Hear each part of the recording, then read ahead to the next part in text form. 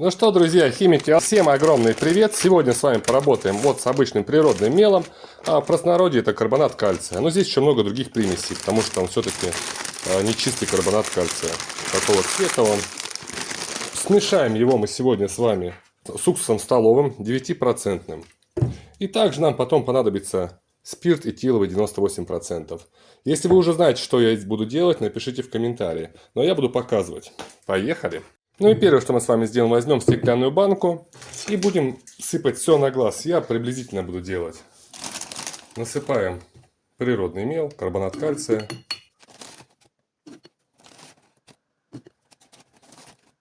Я думаю, этого будет достаточно. Теперь берем столовый уксус и потихонечку наливаем.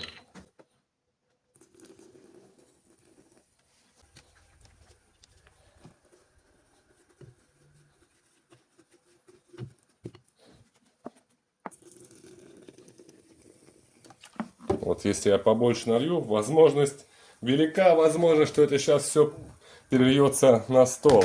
Так что закроем, чтобы стол потом не оттирать. Все хорошенечко перемешиваем. Нам надо, чтобы весь кальций у нас прореагировал. И получится у нас по итогу ацетат кальция или кальций уксусно-кислый.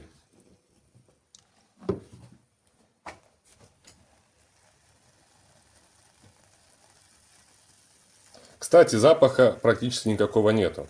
Я думал, что будет уксусом вонять, а нет. Все в пределах допустимых норм. Ух, пенка взошла.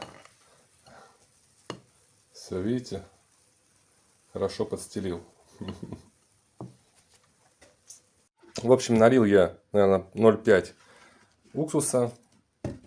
И оставим теперь это, чтобы все это дело осело. Оседать, конечно, это будет очень долго. Самое противное, что это вот долго ждать вот именно процесса, когда осядет мел.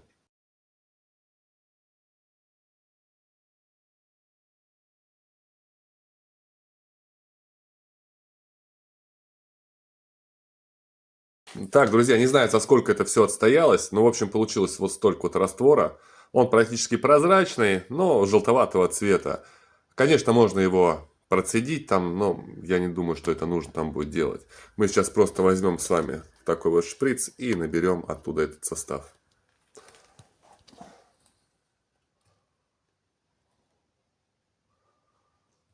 Вот так вот. Теперь возьмем с вами два прозрачных стакана. В один стакан добавим спирт.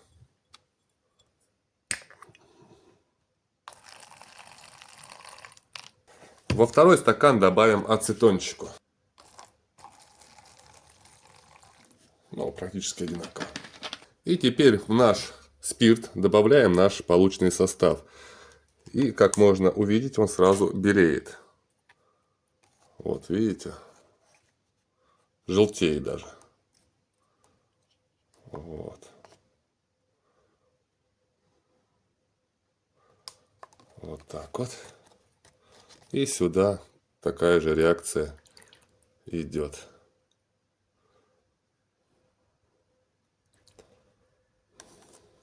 Жидкую фракцию можно вылить. И у нас с вами получился вот такой вот кусочек. Твердый. Насколько твердый он может быть.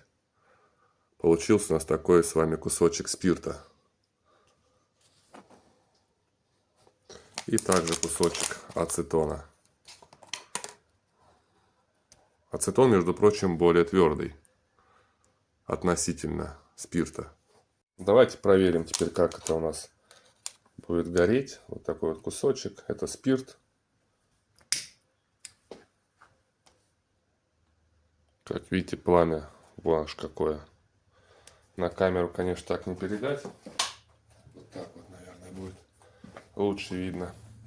И самое главное, что он, видите, не разливается. И этот кусочек выгорит прямо до конца.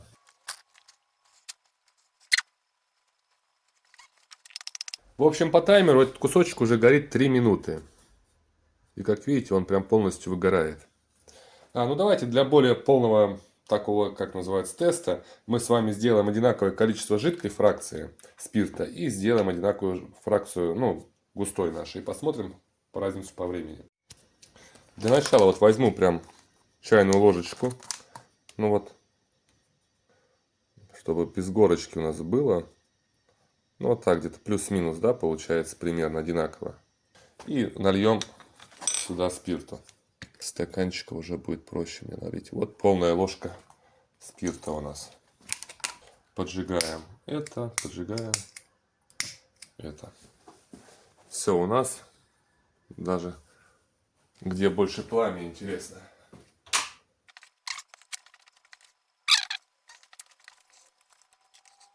Все, спирт у нас погас на 2,20.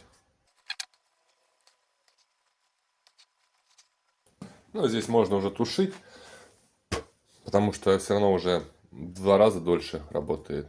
Теперь давайте попробуем, как горит ацетон.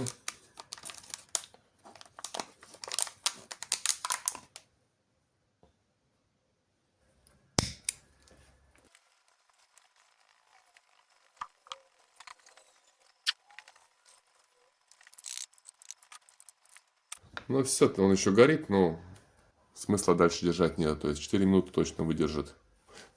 И тоже получается, он распадается, выгорает полностью. Хочу показать, что у нас состав, который мы просто излишки выливали, мы также опять можем взять, набрать шприц.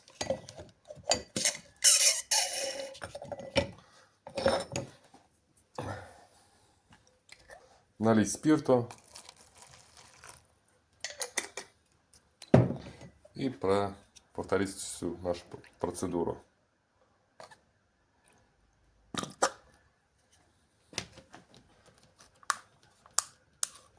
Остатки опять сливаем. И у нас опять получился вот такой вот. Вот такой еще кусочек у нас получился. Такая субстанция. В общем, получился вот такой вот раствор. Можно хранить в баночке. Я не знаю для чего, но для чего-то может быть и пригодится. Просто сам факт интересен того, что вот можно сделать спирт в таком гелеобразном состоянии, полутвердом. И он будет у нас держаться и храниться, можно в закрытой таре, и будет работать и гореть. То есть можно как экологически чистый розжиг использовать. Для мангала, я не знаю для чего. Но это просто пробы. Просто попробовать решил и вам показать. Если же интересно было, поставьте лайк, напишите ваше мнение. А вам же всего самого хорошего, самое главное крепкого здоровья. До новых встреч. Увидимся. Ну а я, в общем, остатки сделал, засунул это в стеклянную баночку. Буду, может, использовать как для спиртовой горелки, может быть, для розжига. Посмотрим. А вы бы для чего могли использовать такой состав? Напишите ваше мнение.